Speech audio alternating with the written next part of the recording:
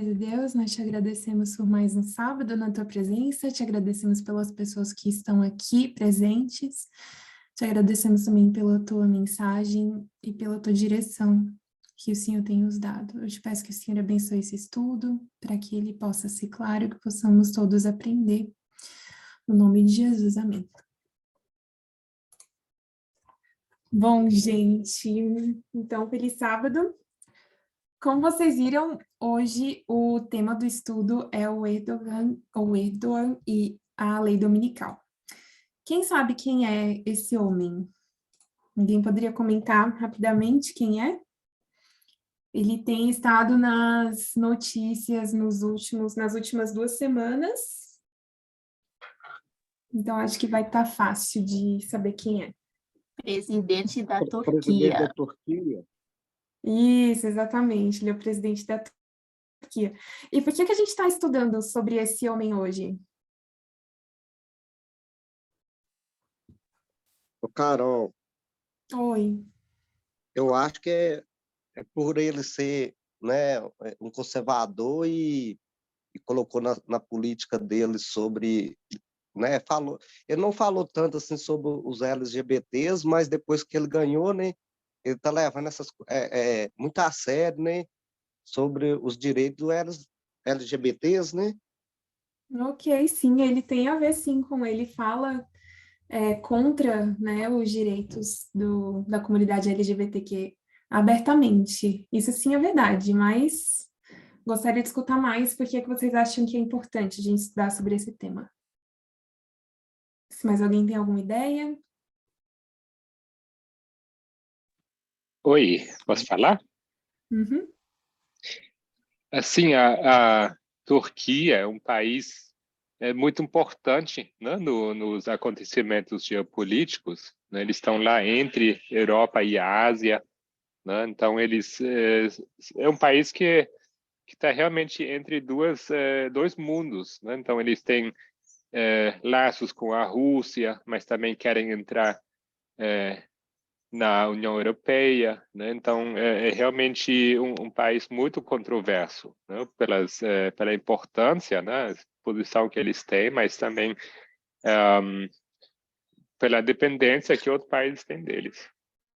Sim, é verdade. A Turquia é um país muito relevante geopoliticamente, como você disse, ele tem todas essas características, né? Ele é um país que faz parte da União Europeia, mas que ele tem uma cultura muçulmana, então ele faz como uma ponte, né, entre a Europa e o Oriente Médio. É uma potência regional, né? Sem falar que tem também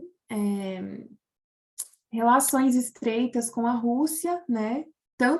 Faz parte da OTAN também, sendo a segunda maior potência da OTAN, em termos militares, né? Então, é um país assim, geopoliticamente muito relevante. Mas eu gostaria de escutar mais de suas ideias, assim, de por que a gente está estudando isso aqui, e o que isso tem a ver com a profecia, com a Bíblia, com a religião, com o movimento. Por que vocês acham que a gente está estudando isso? Mais ideias.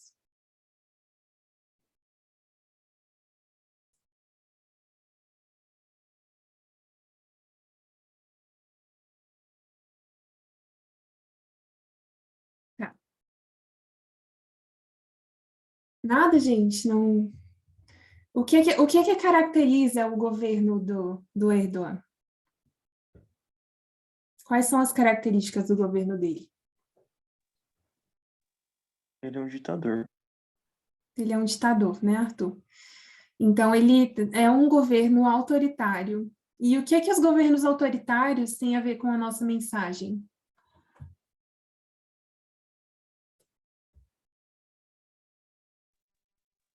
Não combina. Não combinam. Sim, não combinam, exato. Eu acho que tem a ver, sim. Então, a gente tem pregado uma mensagem de igualdade, né, mostrando a igualdade entre os gêneros. A gente também já falou em alguns outros estudos que o patriarcado não é somente a essas estruturas de poder que a gente vê dentro dos relacionamentos amorosos, dentro das famílias, mas que ele tem a ver com uma estrutura hierárquica de poder na sociedade, que isso tem a ver com o governo de Satanás, não com o governo de Deus, né? Tá. E por que que a gente está estudando especialmente? Por que que eu escolhi isso? Porque, além de estar em alta o tema do Erdogan nas últimas semanas, porque ele foi reeleito, né, presidente pela terceira vez, e agora ele completou, né, 20 anos no poder na Turquia. Primeiramente, desde 2003, ele estava como primeiro-ministro, e em 2014 ele passou a ser presidente da Turquia, e agora ele vai ficar mais 5 anos no poder. Então, teve essa reeleição, chamou muita atenção em muitos meios de comunicação, saiu podcast do assunto sobre isso. Por quê? Porque é um governo autocrático, né? A Turquia tem passado por um processo muito sério de autocratização, né, nos últimos anos. E, além disso, de tudo que está acontecendo, que a gente já vai falar mais sobre, o Erdogan foi um dos temas de 2014, tá? Que a Tess colocou na apresentação dela, foi bem em janeiro, a primeira apresentação, acho que foi dia 1º de janeiro de 2022. Ela deu uma lista de coisas que aconteceram em 2014, né? Que é o marco da lei dominical na linha dos 144 mil. E eu já fiz essa pergunta novamente, mas eu vou continuar falando porque é muito importante que vocês me falassem alguns dos temas, tá? De 2014 que até citou no início de 2022. Alguém pode falar para mim?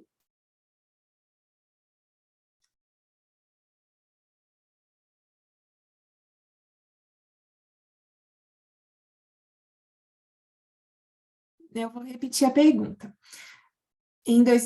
No início de 2022, a Tess deu vários temas, né, de coisas que aconteceram em 2014, que, em conjunto, trazem luz para nós do que seria a lei dominical, né? Então, aqui a Renilde está falando, o Gamergate, isso. Tem mais coisas? Os uigures, que mais? A mudança climática. A mudança climática, né? Foi um ponto de virada na mudança climática, 2014. Que mais?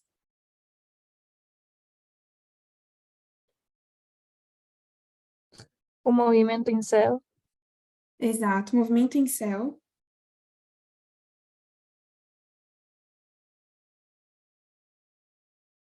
Que mais?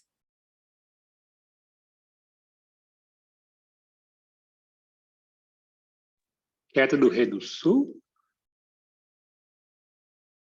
Tem a ver, sim, com a guerra na Ucrânia, né? Tem sim. Mudança climática, movimento incel, isso, exatamente. Então, a gente tem uma lista são mais de 20 coisas que aconteceram em 2014. A gente precisa saber quais são essas coisas e entender cada uma delas, certo? Então, eu vou citar mais algumas coisas, tá? A reforma do Partido Republicano, o movimento incel que vocês falaram, o caso Hobby Lobby, né? O McConnell que bloqueou alguns apontamentos judiciais, a ascensão de Modi da Índia, a invasão da Ucrânia, o papado e a contrafação da igualdade, né?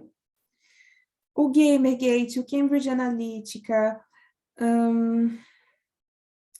o IRA, né, que é essa agência russa de pesquisa, o genocídio uigur, a revolução dos guarda-chuvas em Hong Kong. E, assim, a fase inicial da queda do Afeganistão, a Síria, sobre o casamento gay nos Estados Unidos, o Hero Act também, sobre o Steve Bannon, e a questão da ordenação ou não de mulheres, né? E dentre esses temas também está a ascensão do Erdogan como presidente da Turquia, tá bom? Por isso que é tão importante a gente entender muito, porque esse tema está sinalizado como um dos marcos de 2014 para a gente compreender a lei dominical, tá? Então, só para dar um contexto, eu tenho aqui duas notícias bem curtinhas, assim, só para a gente ver o que aconteceu mais ou menos em 2014 e em 2018. Então, eu vou colocar aqui que esse Erdogan... Vamos ver aqui quem que é ele. Olha.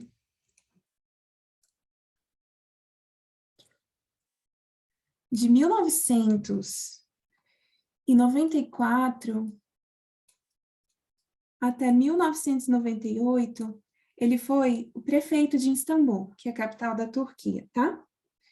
De 2003 até 2014, ele foi primeiro-ministro.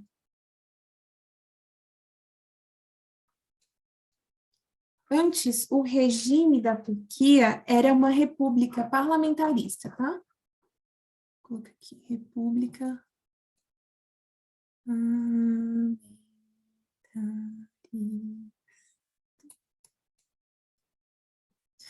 E de 2014 até hoje, ele tem sido o presidente. Ou seja, já tem 20 anos que ele está no poder, ele vai ficar mais 5 anos, tá? Então, olha só o que aconteceu. Deixa eu ver aqui se eu consigo... Ele fez aqui um referendo constitucional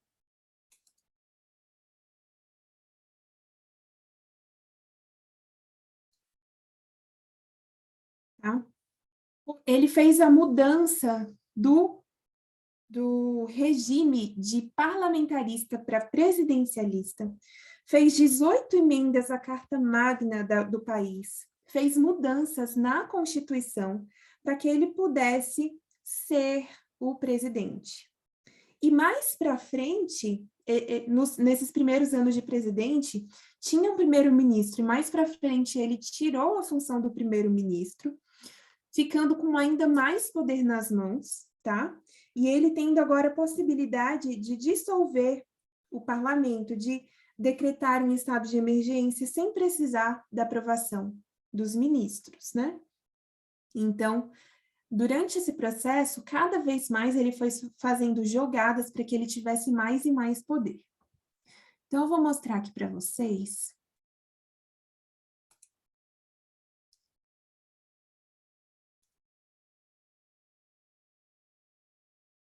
Me falem se vocês estão vendo. Vocês estão vendo uma notícia? Sim. Ah, tá. Ótimo. Então, aqui a gente tem uma notícia de 10 de agosto de 2014, certo? E, basicamente, aqui vem mostrando, ó, só vou ler alguns pedacinhos da notícia com vocês. Ok. Esse daqui foi quando ele foi eleito presidente da Turquia em 2014, tá? Olha só o que está escrito aqui. No entanto, seus críticos reclamam de seu estilo autoritário e de inclinações islâmicas em um Estado secularista, segundo o correspondente da BBC, certo? E mais para frente, ele vem falando, né?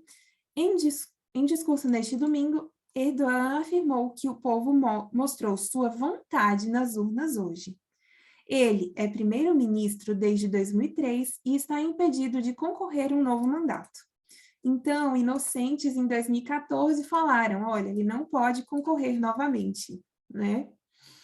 Mas ele já venceu 2 eleições após essa notícia, certo? Por quê? Por causa das mudanças constitucionais que ele fez para ele ser cada vez mais um governante único e autocrata, certo?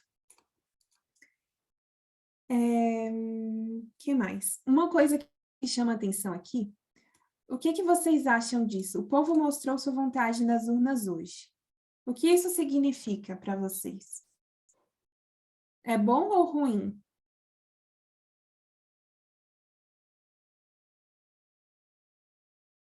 Que o povo mostre sua vontade nas urnas. Em princípio é bom, né? Só que a vontade expressa é preocupante. Uhum. Por que você acha que é preocupante?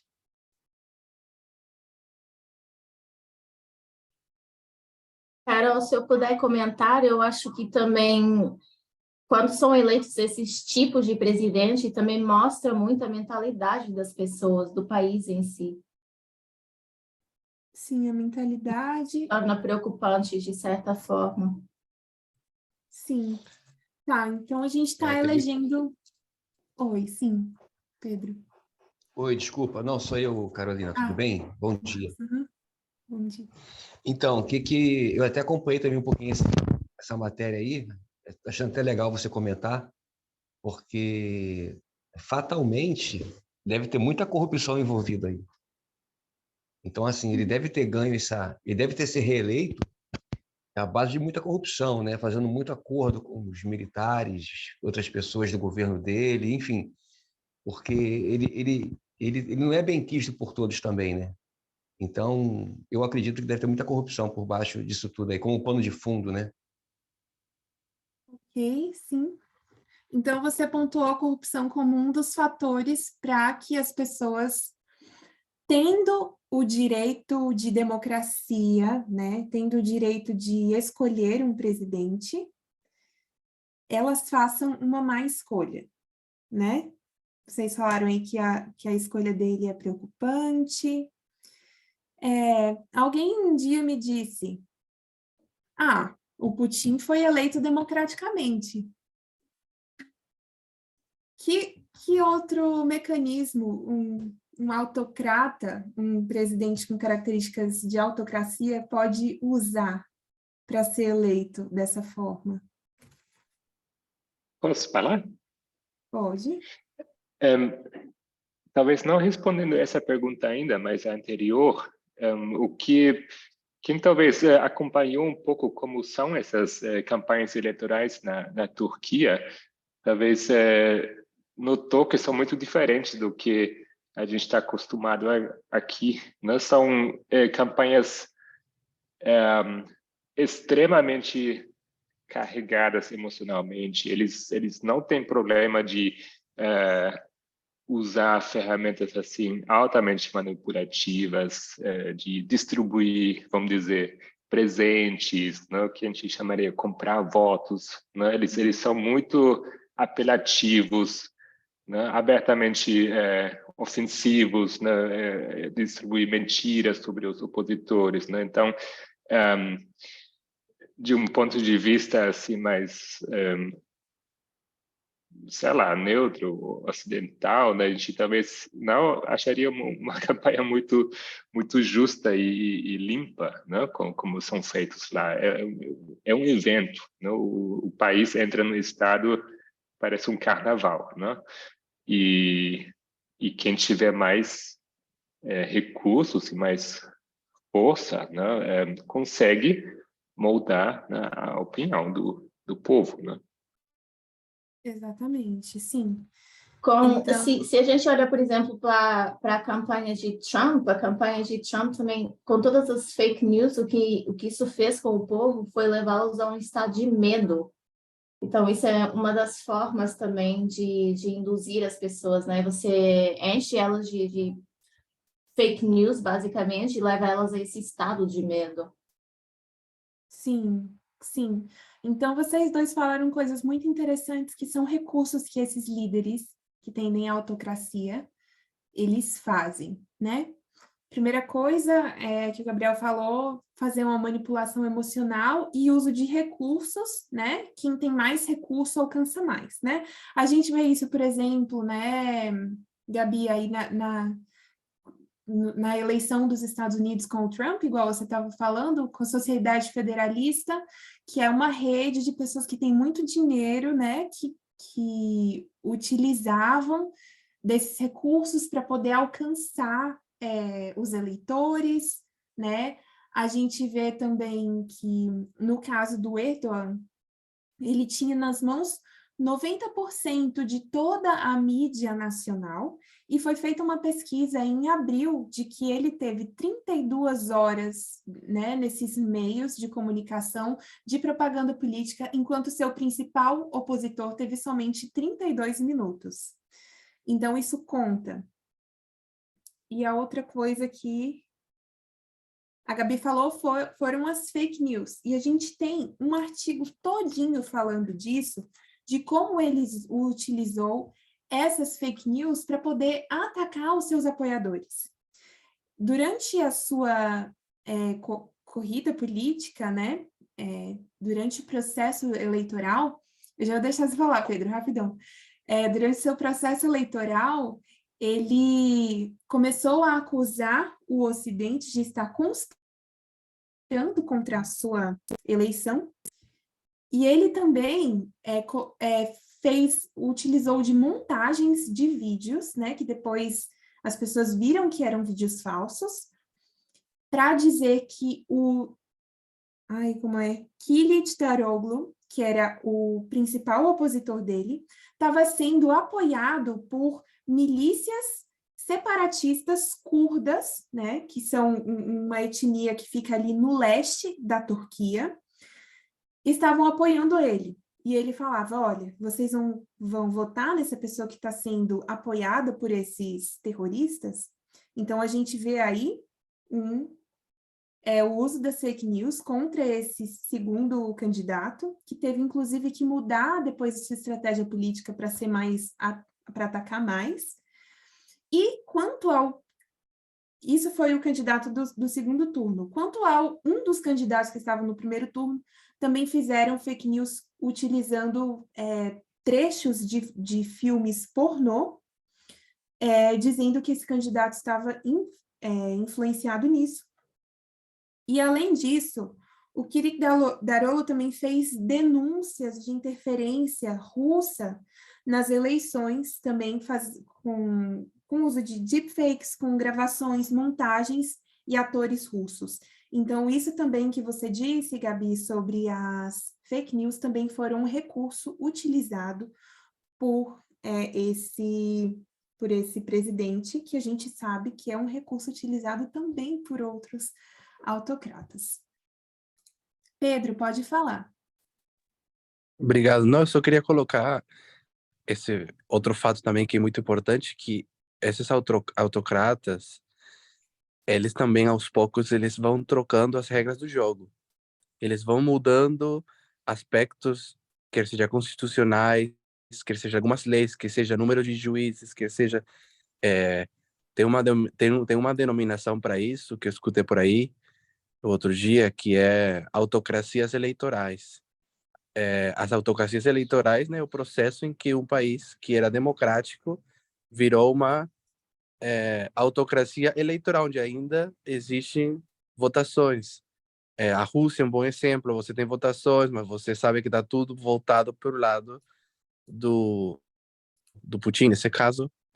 A Venezuela é uma autocracia eleitoral há bastantes anos, e assim você pode ir para vários exemplos onde a instituição está tão destruída. Não só estão as fake news do lado do governo, não só está o dinheiro do lado do governo, não só esses todos os elementos, mas também a instituição está tão enfraquecida que os recursos para conseguir tirá-lo são quase impossíveis. Então, você tem uma população enganada, uma população comprada com presentes e ainda uma instituição muito enfraquecida, sem suficientes recursos para fazer alguma diferença. Muito obrigada, Pedro, exatamente. Aqui eu fui colocando as coisas que vocês disseram, e aí eu coloquei sobre o controle das instituições que você acabou de citar também, e as eleições desequilibradas, né, com todos esses recursos que eles fazem, que, tá, você tem a opção de escolher, mas você está sendo manipulado para fazer essa escolha. Gabriel, queria falar também? Só rapidamente, mas talvez na lista, é que intimidar, não, opositores ou pessoas, né, é algo muito comum, é legítimo, né, esse medo, né, deles fazerem algum processo bem curto contra você e te colocar na cadeia é algo bem real lá, né? Então, tem jornalistas né, que sofrem, né, fortes represálias só porque falam algo crítico, né? Então, essa violência que se usa, né, contra qualquer pessoa que pensa diferente, ela é algo muito real lá. Ou Sim, seja, é a liberdade de verdade. expressão, né, algo bem restrito. Ele existe no papel, mas na prática é perigoso. Sim. Inclusive, hoje eu estava vendo que um menino, uma vez, ele foi preso, um menino de 13 anos, por criticar o governo na internet, do governo do Erdogan. Enfim, é realmente isso mesmo que vocês estão falando. Tô gostando, gente. Pedro, você quer falar mais alguma coisa?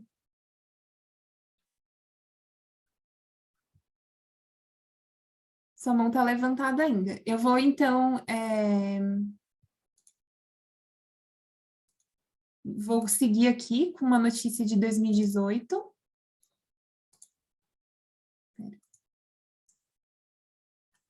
Vocês estão vendo agora a minha tela com as notícias, né? Aqui. Essa aqui, eu achei interessante fazer isso para a gente ver como que era a visão das pessoas que estavam acompanhando o processo enquanto ele ia acontecendo. Estou Né? vendo o quadro Não branco, apareceu desculpe. ainda na tela, Quadro não. branco? Ah, obrigada. Então, vamos aqui. Aqui. Pronto, né? Então, aqui a gente tem essa notícia Não de... ainda. Agora Ainda não? foi. Aqui já. Já? Tá. Então, quem é o Recep Erdogan, o homem que comanda a Turquia há 15 anos e pode ficar no governo por mais 10? Ou seja, aconteceu o que eles estavam prevendo em 2018, né?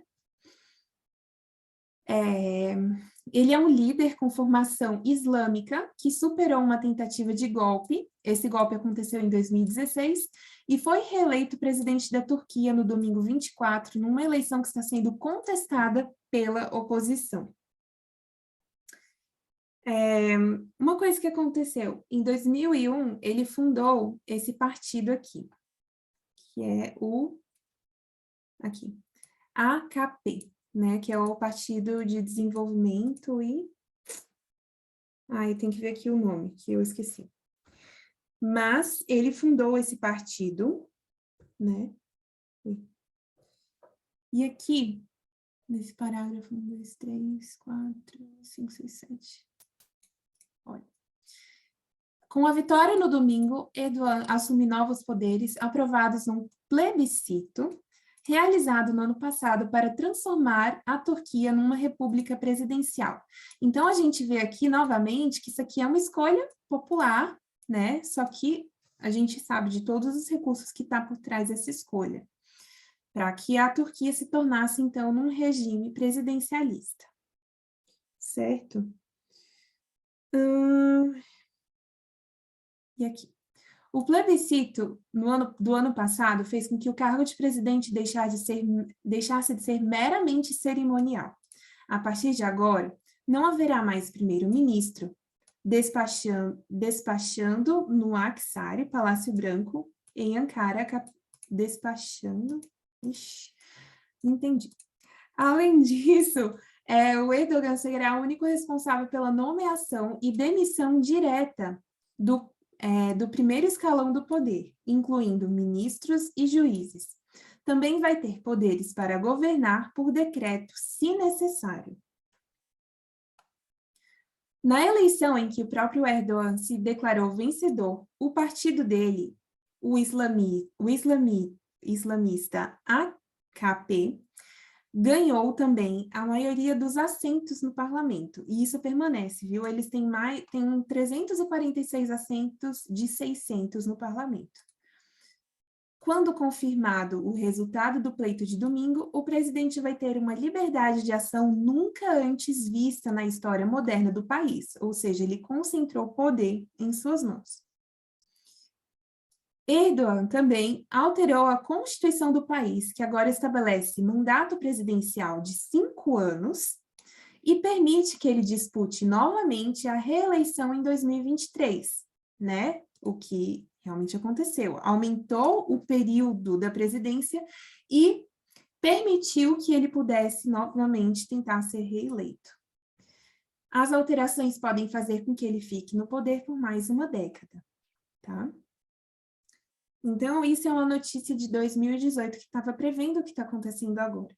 Qual a importância dessas eleições na Turquia? Então, aqui tem algumas coisas que vocês, inclusive, já citaram, tá? A Turquia tem a segunda maior força armada dos países membros da OTAN, né? A gente sabe que a OTAN é a frente que está contra o Putin nessa guerra que está acontecendo na Ucrânia, né? Conformada principalmente por países ocidentais. Faz fronteira tríplice com a Síria e o Iraque, onde o Estado Islâmico representa uma ameaça.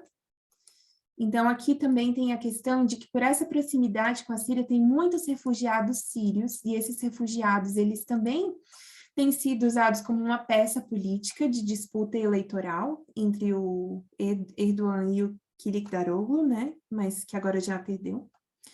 O país liga territorialmente a Europa com o Oriente Médio, então aqui a gente tem um ponto estratégico geopolítico. É um dos mais fortes aspirantes a fazer parte da União Europeia. Agora, a Turquia já faz parte da União Europeia, embora ultimamente eles tenham, o Erdogan tenha reforçado mais a ideia deles terem uma política externa mais independente. E ele também está falando que os países do Ocidente estão conspirando contra ele. Então, aqui estava falando em 2018 que eles eram um dos mais fortes aspirantes a fazer parte da União Europeia. Então, hoje ele faz parte da OTAN, está na União Europeia, mas ele tem uma ambiguidade na parte diplomática. Por quê? Embora ele seja uma grande potência dentro da OTAN, e que a Turquia faça parte de todas as operações militares da OTAN, ao mesmo tempo, ele faz também muitos acordos, e o Putin esteve também ajudando para que o Erdogan fosse reeleito na Turquia. Ou seja, ele também tem uma relação muito estreita com a Rússia. Então, ele está jogando para os dois lados, falando que o Ocidente está conspirando contra ele, ou seja, também criando essa sensação de desconfiança e de um pouco de afastamento com relação ao Ocidente, e também tendo que fazendo umas gracinhas aqui com o Putin, e acordos sérios, inclusive, com ele, tá? Que a gente pode, inclusive, falar mais sobre isso.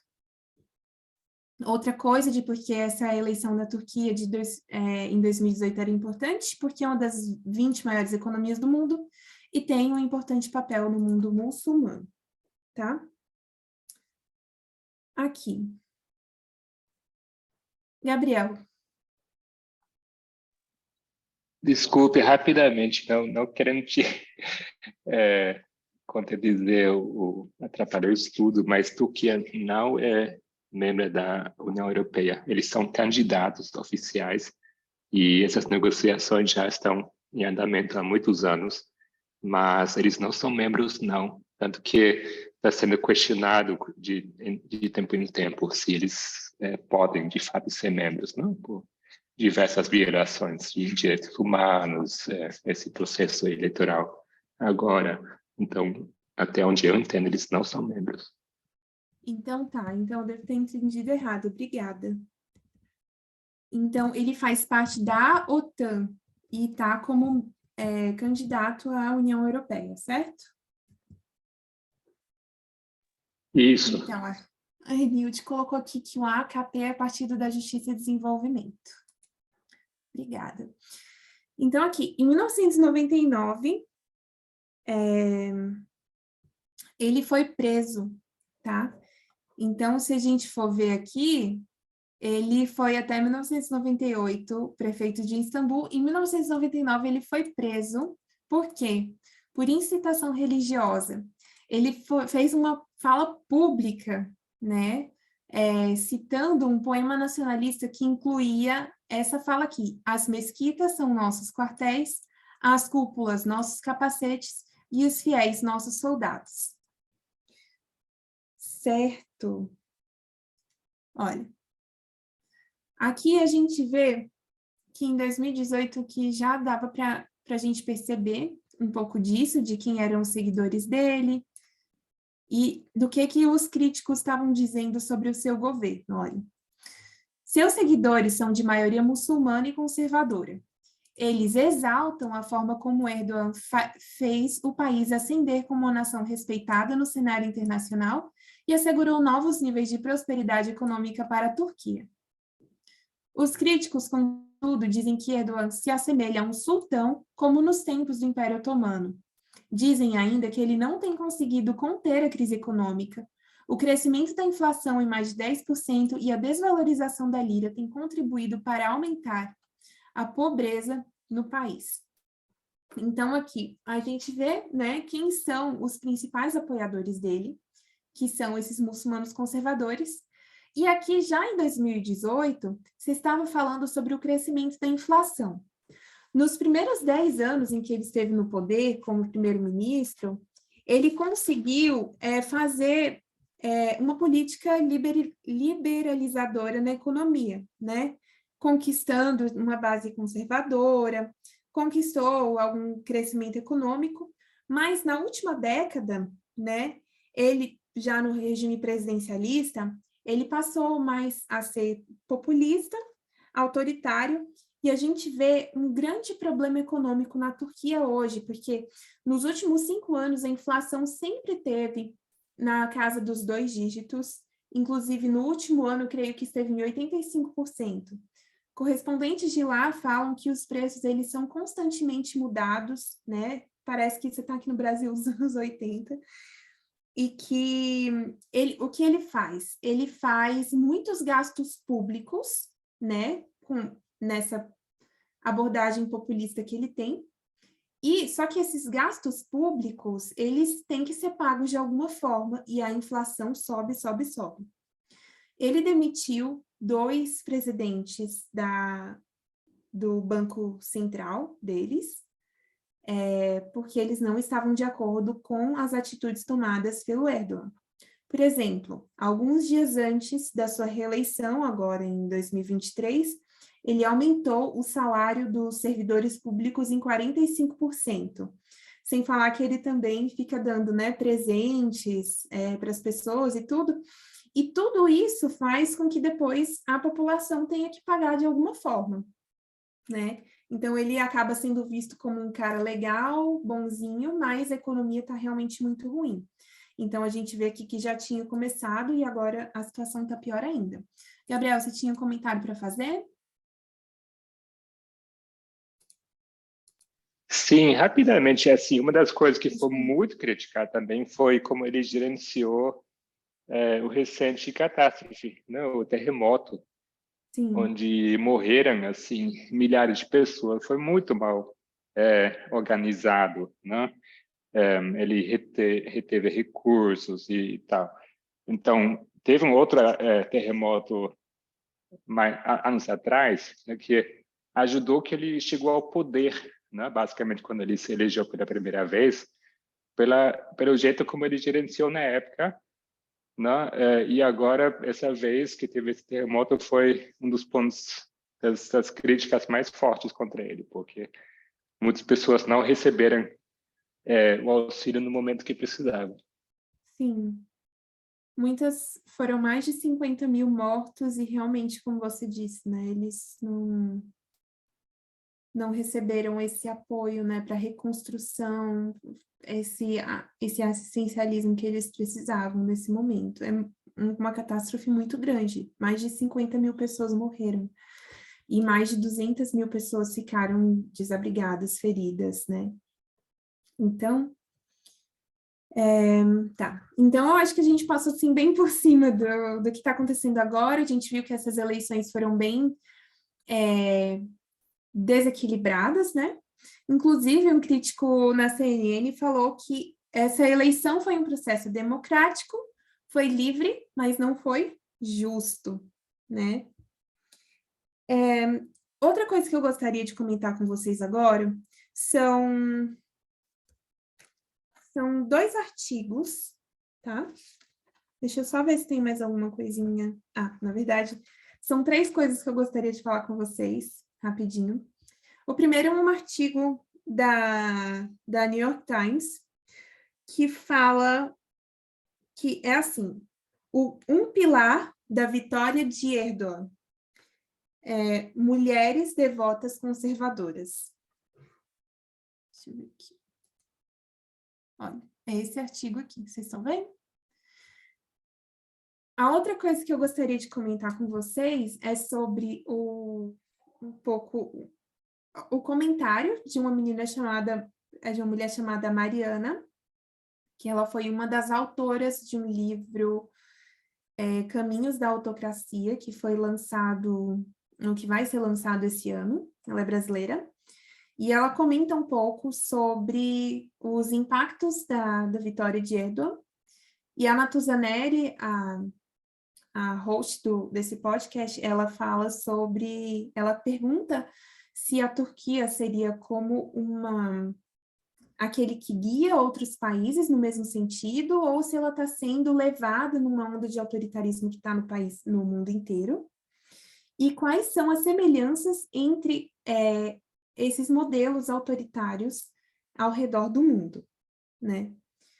E a terceira coisa, rapidamente, tem um artigo que a Tess colocou em abril de 2022, que se chama A Vingança dos Patriarcas, que fala sobre a relação entre regimes autoritários e o sexismo, tá?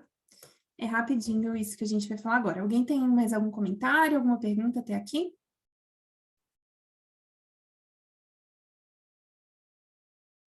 Esse último tem traduzido, não? Para Sim. quem quiser acessar. E o outro, Sim, acho que vão providenciar. 587. Tá bom.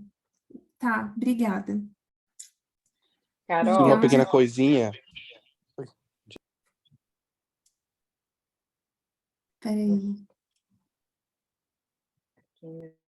Não, eu só ia falar que a Turquia, em um certo momento, foi um país bastante progressista no aspecto de direitos das mulheres. Enfim, acredito que você vai entrar aí. Vocês sabem do livro que a gente está fazendo a revisão do estudo da semana passada, um dos aspectos que ela toca sobre a Turquia. E acho que a Turquia deu o voto feminino primeiro que a França e a Suíça. Tipo, uma coisa impossível de acontecer. E outros aspectos, ou seja, não era um país tão fechado aos direitos das mulheres como é hoje. Obrigada, Pedro. Renilde, queria falar? não, tudo bem, o Pedro colocou aí bem também, parte do que ele falou. Ótimo. Gabriel?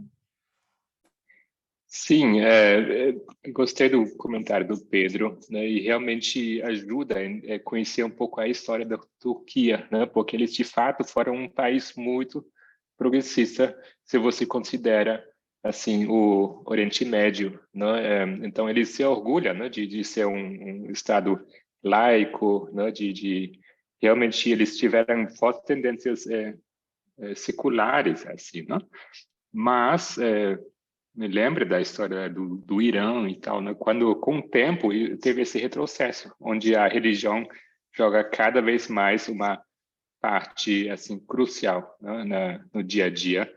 E essas conquistas, né, que poderiam ter ido para um lado positivo, bom, né, mas igualitário, estão sendo restritas cada vez mais, né? Sim. Sim, isso inclusive nesse artigo que a Tess colocou para a gente no ano passado, também fala isso, sobre essa tendência, né, da autocratização e como os direitos das mulheres e a sua representatividade têm decaído, né, nesses países. Tem mais algum comentário?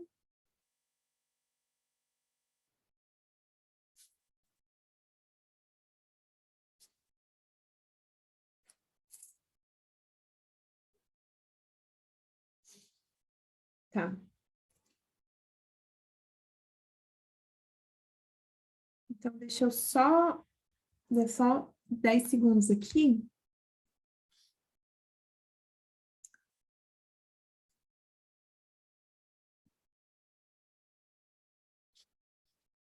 Tá.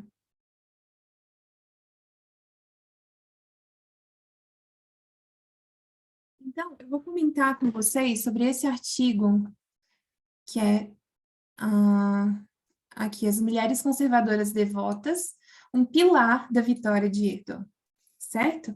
Então, aqui a gente vê um comício que ele fez nesse ano com várias mulheres. Você vê que todas elas estão com a cabeça coberta, né? Olha só, nesse comício, ele falou para várias mulheres que saudavam, que aplaudiam. Olha só. E o que aconteceu nesse comício? Por que as mulheres muçulmanas conservadoras foram tão importantes para a reeleição do Erdogan? Tem uma coisa que os une, que é o conservadorismo muçulmano. Essa visão conservadora social, certo? Ele bate muito nessa tecla. O que acontece? A República Turca, ela começou em 1923, tá? Fazendo 100 anos, agora esse ano, como um Estado secular, um Estado laico. Houve um líder político chamado Kemal Atatürk, que ele tinha colocado leis de divisão radical entre o Estado e a religião, certo? Porque tinha algumas pessoas que tinham a visão de que o Império Otomano caiu devido a que eles permitiram que a religião influenciasse na política. Então, existiam essas pessoas que tinham uma visão assim bem extrema de que, olha, inclusive proibia alguns atos e manifestações religiosas. Então, esse homem, ele proibiu de que as mulheres usassem véus publicamente, de que mulheres que participavam de ocupações públicas também não podiam usar véus. Mulheres com véus não podiam entrar nas universidades, por exemplo. Então, a gente vê aí um problema que foi corrigido com, na verdade, indo para um outro extremo, né, de sacralização do Estado, né? Em vez da secularização extrema. Então, tinha esse problema, e nesse comício com as mulheres, o Erdogan falou que as mulheres eram as heroínas mais importantes para serviço do país, e ele lembrou sobre algumas conquistas conservadoras que ele fez. Por exemplo, ele aboliu a proibição do uso de lenços. Antes, algumas mulheres chegavam a não ir para as universidades, ou então algumas usavam o lenço e colocavam uma peruca por cima, para poderem atender espaços públicos. Outra coisa, tinha a Águia Sofia, que é um templo, né? Era um templo cristão, que depois passou a ser uma mesquita, e no tempo desse outro governante, que estava secularizando tudo, ele transformou essa Águia Sofia em um museu, certo? Deixa eu ver se eu consigo colocar aqui para vocês. Uma das mesquitas mais lindas que tem. Ela é muito... Não sei, não tem palavra. Vamos ver se a gente consegue vê-la. Olha só. Vocês estão vendo, né? Aí a mesquita. Então, por um tempo, ela ficou sendo um museu. E então, ele ressacralizou esse templo, fazendo com que fosse novamente uma mesquita, né? Um símbolo religioso.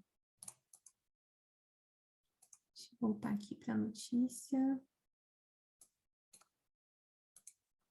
Tá. Então,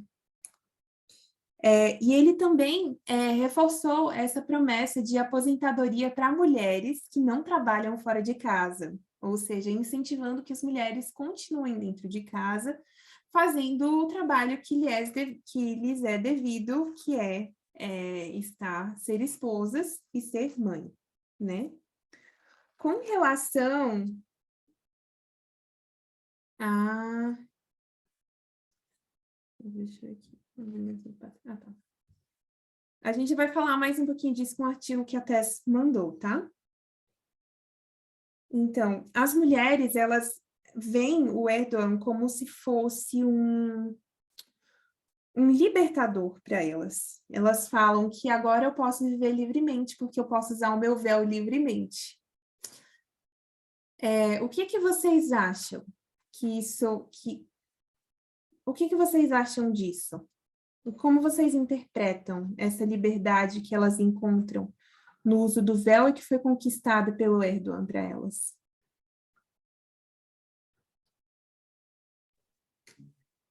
Eu acho que a gente sabe que não é verdadeira liberdade, mas o ponto é que o governante anterior estava limitando, sabendo que estava num país onde existe uma presença islâmica forte, não faz sentido você não permitir que mulheres não vão com algo que faz parte da cultura delas, entendeu? Não dá para você ignorar a cultura, mesmo que a cultura seja algo limitador, algo que não reflita a igualdade, um governante não pode ignorar isso, né? Então, o anterior estava errado, e esse também está. Não reflete verdadeira igualdade usar véu, mas proibi-las de usarem também não está correto quando vem isso de uma maneira imposta pelo governo, né? Sim. Isso, Lara, elas não tinham uma liberdade religiosa, né? Só que, ao mesmo tempo, a gente vê que por trás, os motivos do Erdogan, na verdade, são reforçar os valores familiares tradicionais, né? E a gente vê a presença aí de que alguns desses governantes autoritários de fazer o uso do feminismo cultural também. Gabriel? Assim, eu não sei se eu posso dizer se discorda um pouco, mas assim, quando a gente fala de Atatürk, isso foi lá em 1920, né, 30, nessa faixa, né? Então foi lá no começo dos 1900 quando o Atatürk tentou, né, mudar de forma radical, né, o rumo desse império, desse país, né? Então ele obrigatoriamente ele introduziu esse Estado laico e a secularização, né? Eu acho que era necessário, né? Só que o que acontece é que a cultura, né, da população não andou junto nesse ritmo de mudança, né? Que era proposta e que houve sim uma grande maioria que permaneceu muçulmanos conservadores. Então, eu acho que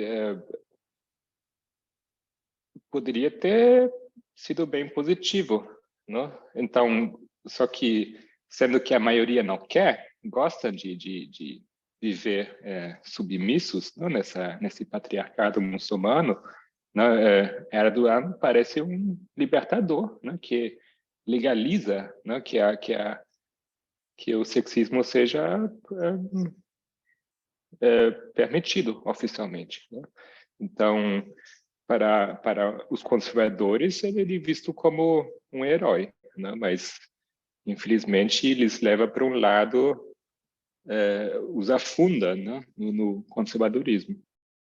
Uhum.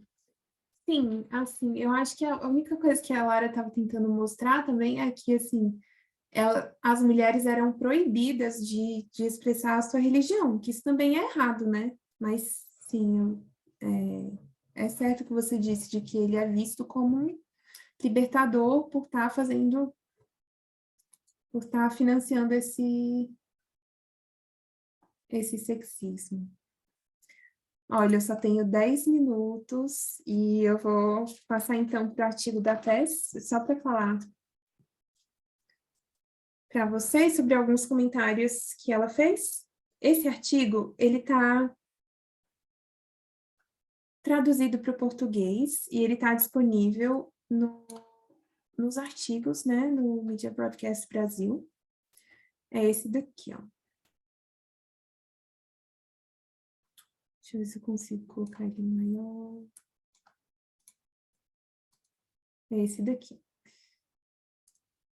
A Vingança dos Patriarcas, tá?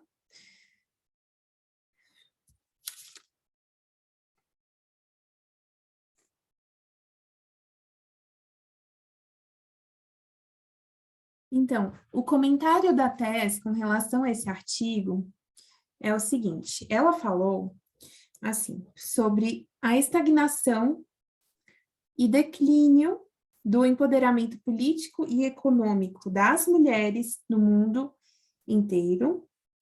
E ela falou para a gente notar sobre o feminismo cultural que está sendo promovido pelos governos autoritários. Esse feminismo cultural que está sendo promovido acaba minando e atacando os esforços para uma verdadeira igualdade de gênero. Então, aqui, nesse artigo, ele vem mostrando como no século XX houve um aumento dos direitos das mulheres, certo? Através de movimentos feministas que conseguiram o direito ao voto, que ampliou o acesso à saúde reprodutiva, à educação, a oportunidades, e tudo isso veio juntamente com ondas de democratização no pós-guerra, certo? Só que agora a gente tem visto, né, isso que o Pedro, inclusive, estava falando, deixa eu silenciar aqui. Ai, gente.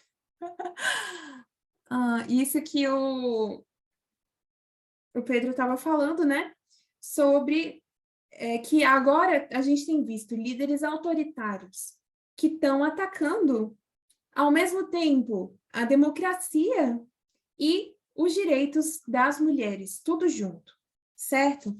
Esse artigo vem mostrando a relação entre esse retrocesso democrático e mostrando como a diminuição da igualdade das mulheres tem a ver com o aumento da autocracia e do autoritarismo, certo? Esse artigo também vem mostrando como houve um aumento do feminicídio na Turquia, certo? Em outros artigos também, se vocês forem procurar sobre, vocês vão encontrar muitos mais detalhes do que eu estou falando, né? E ele vem dizendo assim, que cientistas políticos há muito tempo notam que os direitos civis das mulheres e a democracia andam lado a lado, mas têm sido mais lentos para reconhecer que o primeiro é uma pré-condição para o segundo. Ou seja,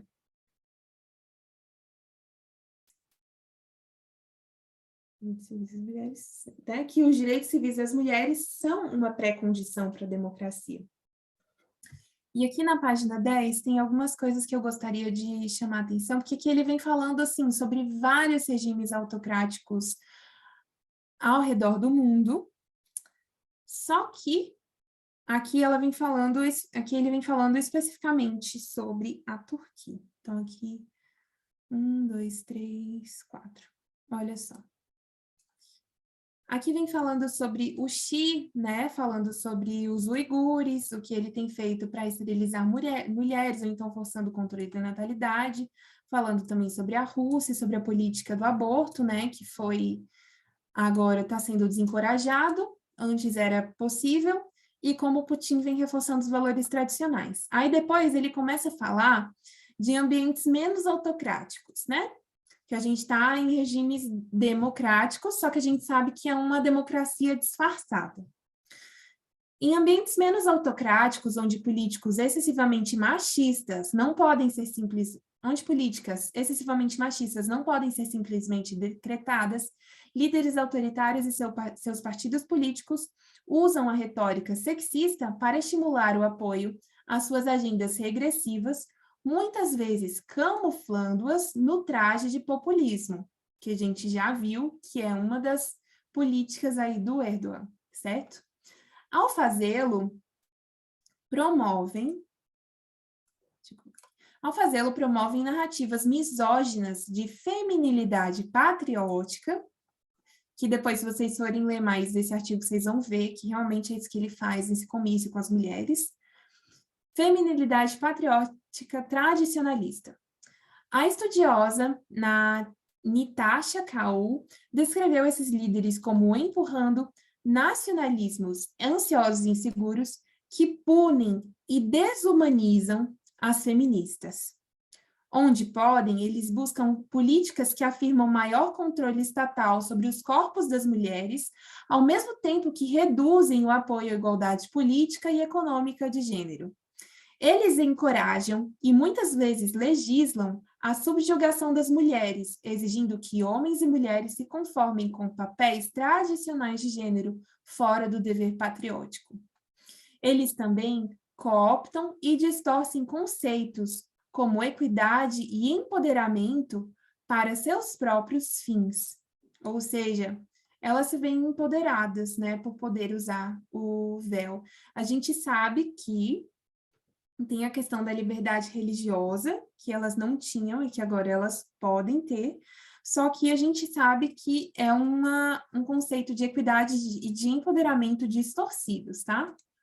Embora tais esforços para reafirmar uma hierarquia de gênero pareçam diferentes em diferentes cenários e culturas de direita, eles compartilham uma tática em comum: fazer com que a subjugação das mulheres seja desejável, até aspiracional, e não só para homens, mas também para mulheres conservadoras.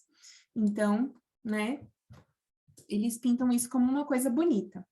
Tem um podcast que é o podcast O Assunto, que fala sobre o segundo turno da disputa do Erdogan. E ali, essa moça que eu falei para vocês, a Mariana, ela comenta um pouco sobre qual é essa tática em comum desses países autoritários, tá?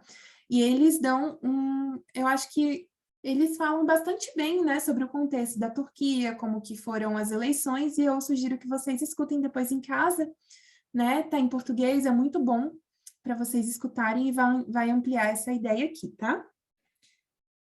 Vamos só continuar com esse artigo que a Tess mostrou para a gente. Tá. Uma maneira que líderes autocráticos e iliberais tornam uma hierarquia de gênero palatável para as mulheres é politizando a família tradicional, que se torna um eufemismo para ligar o valor das mulheres e seu mérito à procriação, criação de filhos, ao cuidado do lar em uma vida nuclear e reverter suas reivindicações ao poder público. Corpos femininos tornam-se alvos de controle social para legisladores do sexo masculino que invocam o ideal de pureza feminina e convocam mães, filhas e esposas a reproduzir uma versão idealizada da nação. E aqui ele vem mostrando como o presidente da Turquia é exemplo disso. O presidente turco, Recep Tayyip Erdogan, afirmou que as mulheres não são iguais aos homens e que seu papel prescrito na sociedade é a maternidade e os afazeres domésticos. Ele chamou as mulheres que seguem carreiras ao invés de maternidade de pessoas pela metade. Certo? Seguindo aqui a leitura. Em toda a gama de regimes autoritários e semi-autoritários, minorias sexuais e de gênero são frequentemente alvo de abuso também. Pessoas lésbicas, gays, bissexuais, transgêneros e queer são vistas como minando a hierarquia binária de gênero celebrada por muitos autoritários. Como resultado, eles são frequentemente marginalizados e estigmatizados através de políticas homofóbicas, as zonas livres de LGBT, por exemplo, da Polônia, certo? 12.3, 1, 2, 3. Aqui a gente vê, falando um pouquinho mais sobre aqui, só até aqui. A visão que essas mulheres têm do Erdogan, certo? Enquanto as mulheres são rotuladas em papéis tradicionalmente feminizados, líderes autoritários patriarcais alardeiam seu poder com demonstrações gratuitas de masculinidade, né? Deixa eu ver mais. 13.1 aqui. Em contrapartida dessa retórica, eu só vou terminar esse aqui e já vou deixar vocês falarem, tá? A contrapartida dessa retórica violenta é a misoginia paternalista.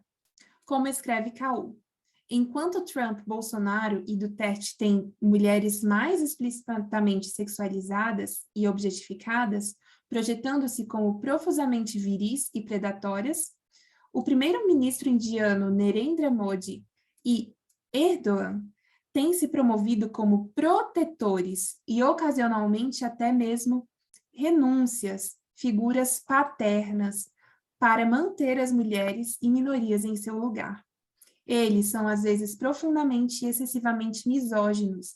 Em outras ocasiões, usam conversas de gênero progressistas para promover agendas regressivas de gênero.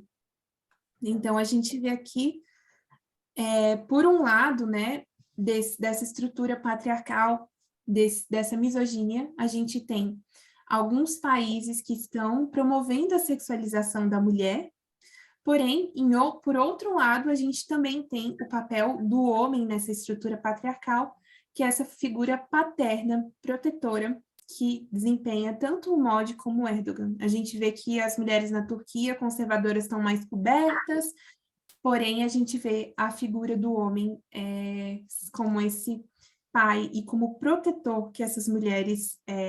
esse é o pedestal em que colocaram o Erdogan, essas mulheres que foram tão importantes para a sua eleição.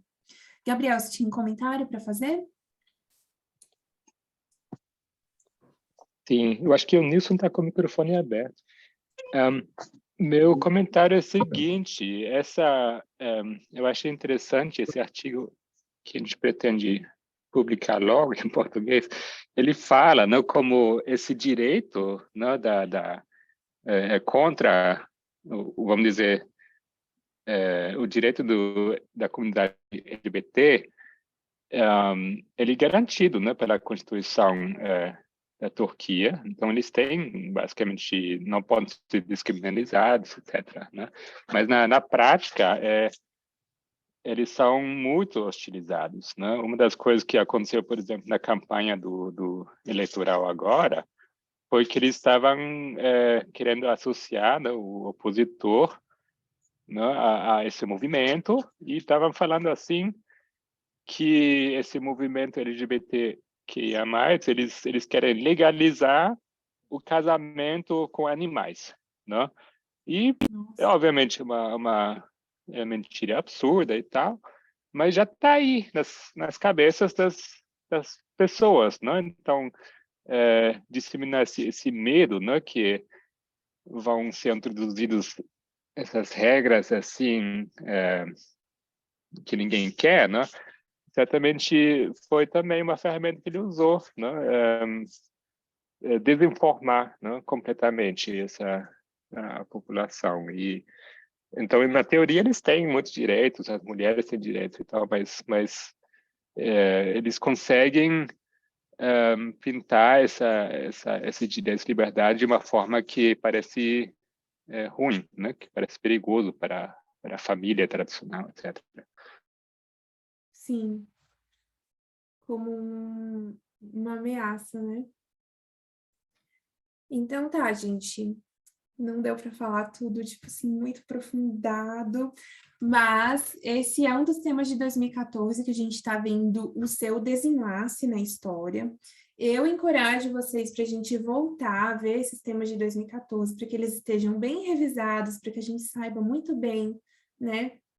Porque a gente vê que todos esses temas ainda estão se desenrolando na nossa história e vão continuar até o final.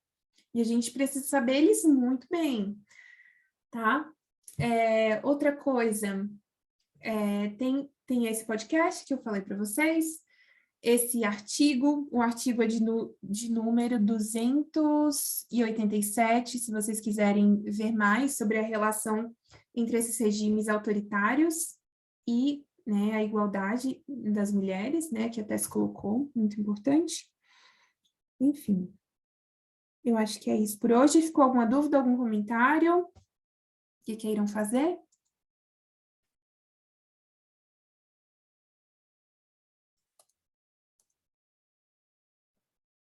Não? Então, Carol, um dos slogans também, né, se não o slogan que Erdogan usou na campanha foi de fazer a Turquia grande novamente. Uhum. Que aí a gente vê a similaridade grande aí com o slogan de Trump. Exatamente. Uma das táticas que esses governos autoritários têm usar é o que se chama de exportação de política, que eles vão testando e aí um vai copiando do outro, né? Então tem a ver sim com isso, de fazer a Turquia grande novamente, mais independente e livre dessas interferências ocidentais e com seus valores tradicionais exaltados. Né? Então, é isso. Vimos alguns mecanismos que esses governos autoritários usam, como a democracia ela pode ser manipulada, né? Disfarçada. Tudo isso a gente tem que levar em consideração. Quem pode fazer a oração para a gente finalizar?